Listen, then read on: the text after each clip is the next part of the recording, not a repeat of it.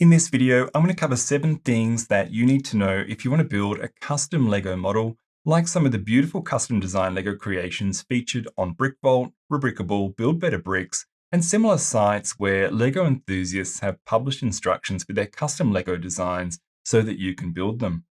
The idea for this video came from a friend of mine, Damien, who started buying instructions for and building custom Lego models late last year. And he said to me, "Simon, I've been so used to building just standard Lego products that I had no idea what to really expect when building my first custom design model. You should make a video explaining the key things to know and share any relevant tips or tricks if they apply." So that's this video. Now I'm gearing up to build Albo Lego's Mandalorian Mega Figure for the helmet, and I'm also going to be making a number of updates to the Boba Fett Mega Figure that I have on screen with me now. And I thought I'd use the preparation I'm doing for these custom Lego builds as some of my examples for this video. Now, before I jump into those key things to know, I want to touch on several reasons on why you'd want to get into building custom Lego models versus only building standard Lego sets or products. And the main reason really comes down to a difference in design ethos and the end result that you can get. If we look at the recently released TIE Bomber set from Lego as an example, and compare it to the custom Lego TIE Bomber designed by Jarek, you can see that the custom model on the right is on a whole other level in terms of accuracy and details, and is the type of result that you can build and achieve when choosing to go down the custom Lego model route. Now, while of course Lego do make cool models, and don't get me wrong, the TIE Bomber set they've designed is a good set, the design ethos of the Lego group is essentially to make products that are not only highly saleable, but that can also be built by children, people new to the hobby, and adults. This means that the Lego Group's designers, I'm sure, often have to make compromises to their model designs so that they are simpler than perhaps they could be and fit product brief requirements like cost limits, part usage restrictions, and adhering to strict build technique standards. In comparison, custom Lego model designers aim to make the best possible version of the subject matter for their Lego model and are not limited by many of the restrictions Lego may impose on their designers. Also, you'll find that the range, quality, and diversity of custom Lego models available to build is most impressive. And if you get into this world, you'll find and be able to build Lego models that personally resonate with your interests and are a joy to build and have in your Lego collection. Okay, let's get into these top 7 things that you need to know when building a custom Lego model. Number 1, where to find designs. I mentioned at the start of the video that you can find both free and paid-for instructions for custom Lego models on sites like brickvault.toys, Rebrickable, and Build Better Bricks. But there are other sites where you can find instructions for custom Lego models as well. So what I'll do is put a full list of the sites that I'm aware of in the description of the video below for you to look over later on. You can also often buy instructions for custom Lego models directly from some designers. I know that Corey from brickwars.net does this, Mirko from Starbricks, of course, and others like Baby Teeth for his lineup of pirate ships that he's designed. Again, I'll put links to these designers' websites in the video description. In terms of opting for free or paid-for instructions, as a rule of thumb type guide, you will find that paid-for instructions are typically for models of a higher quality and or are produced by designers who are experienced. That said, of course, you can find high-quality model designs to build that have instructions to download for free, particularly on sites like Rebrickable. I personally like the idea of doing my bit to support designers I like by paying for their instructions, as I know from working on my own Lego designs and models just how much work and effort goes into some of these projects. So you can think of paying a designer for their instructions as a good way to reward them for creating something cool that you get to build and enjoy. Number 2, what you get. So regardless of whether you've gone for a free or paid for design, you will get a digital PDF instruction file, and sometimes, depending on the complexity and size of the model, you may get multiple stage instruction files. Note also that some custom model designers like Corey and Mirko produce printed instructions that they will mail to you if you buy them. And secondly, you'll get a parts list that is usually in XML format, which you can use to create a Lego parts wanted list in BrickLink to buy the parts you'll need to build the model. It is important to note that when buying custom Lego model instructions, you are not also getting the parts to build the model.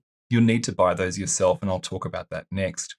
What I want to mention here with the PDF instructions before I move on is that the format and variety and presentation of custom Lego model instructions can differ quite a lot between different designers, and they may look different to what you're normally used to with Lego's standard instruction format. You may also notice, and this really depends on the designer's style, that you may be required to place more parts per build step than you may be used to with standard Lego instructions. This is all okay and nothing to worry about. You'll likely find following a different style of Lego instruction to be a refreshing change. Number 3, where to buy Lego parts. I mentioned earlier that for custom Lego models, you will need to buy the Lego parts required to build the model yourself. The go-to place for this is BrickLink, which I often describe to people who don't know about BrickLink as eBay for Lego. And this is also the step where that parts list I mentioned is going to be needed. I have a comprehensive tutorial video on how to buy Lego on BrickLink that will cover everything you need to know, including how to use that parts list, and I'll put a link to that video in the description below for you to check out. You can also buy Lego parts from Lego themselves via their online Pick-a-Brick service. I don't often use this option as the range of Lego parts available is limited or more limited than BrickLink, so it's unlikely that you're ever going to be able to source all of the parts you need for a custom Lego model directly from Lego. But that said, I do think Lego's Pick-a-Brick service is good as a supplement to buying parts on BrickLink, especially where you may need to buy parts in bulk for a particular model. And if you place an order over a set threshold, you don't have to pay shipping costs, which I think is really good. One more thing before I move on to the next key thing to know is that it is worth mentioning that the total cost of parts for a custom Lego model is going to be more expensive than what it costs to buy an equivalent size standard Lego model as a set. The main reason for this is that you'll likely have to place multiple BrickLink orders to get the parts you need for your custom Lego model build, and each order incurs shipping costs, and these can sometimes quickly add up. It's actually a good idea before you commit to buying instructions or downloading free instructions to check the cost estimate of parts for the model that you're interested in. Most sites will indicate a cost estimate to buy the required parts from BrickLink, and what I recommend is you scale that estimate up by 20% to account for order shipping costs. If you're still comfortable with that cost after applying the adjustment, then of course go ahead with your project. Number 4, what to do when your parts arrive. If you've only built standard Lego models, you'll be used to the parts you need being contained in a series of numbered bags. This is not going to be the case for a custom build, so it is essential to pre-sort your parts before you start to make it easy for you to find the parts you need at each build step as you go. When your BrickLink orders arrive in the mail, you'll typically find that most BrickLink sellers will bag like parts together as I'm showing here. And what I recommend is that when you have all of your orders, you print off a copy of the parts wanted list from BrickLink, and then check off the parts as you sort them to make sure that before you start your build, you're not missing anything. As for sorting, I like to sort my parts for a build into these A4 size plastic trays from a company called Tactics. I use both the open and the trays with dividers. You can of course use any brand of sorting tray or containers, and these type of trays can commonly be found in hardware and hobby stores. The approach I recommend for sorting is to sort parts by color and similar part type. So for example, you can see in this tray, I have all medium stone grey parts with plates, tiles, small elements and bricks sorted into the separate sections. Here I have a tray with different coloured parts to show you as another example. And finally, I use the trays with no dividers to contain large parts or bulk amount parts. With this approach, when you're building your model, you'll quickly get used to where to find a certain part and by colour when you're seeking parts for a given build step. This approach of pre-sorting your parts will help to make your build experience efficient and enjoyable. Number 5, custom Lego model builds may feel different. What I mean by this is you may find that custom Lego model builds use different building techniques to what you may be used to with standard Lego builds, and at times you'll find custom Lego model designers may use quite interesting methods to connect elements that you've maybe never seen before. For example, looking at the instructions to build the nose section of Jarek's X-Wing here, at this build step, you need to cut a small piece of Lego 3mm tube and bend it, which later on forms one of the connection points for the two sides of the nose of the model. Cutting elements and or bending them is something that we don't often or rarely see in Lego instructions these days. You may also find that at early stages of a custom Lego model build, that the model does not seem that stable or may even seem fragile. This usually resolves itself by the end of the build and is nothing to worry about. But for someone new to building custom Lego models, this may initially seem disconcerting. Number 6, there may be errors in the instructions and/or parts list. You have to remember that a custom LEGO model designer designs their model and makes their instructions all on their own, whereas I'm sure the LEGO group have whole teams whose sole job it is to check designs and instructions for errors before they manufacture and release a LEGO set. Now, of course, custom LEGO model designers do their best, but some things may slip through.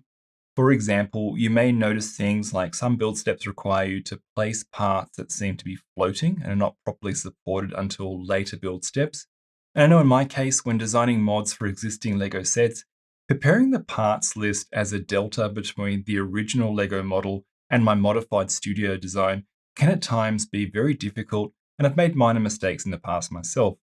The good thing is, though, that you can contact the designer of the model that you're building directly and let them know about any issues and seek their help. You'll find that they'll be very willing to correct any mistakes and will help you out with any questions that you may have. And I think this is pretty cool. When you're building a standard LEGO set, there's no way you would have access to the actual model designer for support. Number 7, no stickers. And finally, one of the things that I love about custom LEGO model builds is that designers typically work hard to make their models look good without needing stickers. So this is definitely another plus of building custom LEGO models. There are, however, some designers who go to the effort of having custom stickers designed and printed for their models by third-party LEGO sticker manufacturers, but this is mainly for large-scale and complex models like the models produced by Mirko from Starbricks. Well, I hope that you found this video to be informative and helpful. The points that I've spoken about apply equally to both full custom LEGO model builds and also to set modification builds, like some of the modifications that I've designed, for example. And I also hope that if you've never tried building a custom LEGO model before, that this video has given you the confidence to go ahead and try getting the parts for and building something cool. Maybe that you've seen online that's been designed by someone, say, in our LEGO enthusiast community who has published building instructions. I'm confident you'll find the experience to be challenging, but also refreshing, new, and enjoyable. I want to thank Robert and Damien for sharing their insights in building custom LEGO models with me. This helped me to prepare the points that I've walked you through in this video. And as always, if you have any questions, please leave a comment on the video and I'll get back to you. That's all for this one. Take care, and I'll see you in the next video.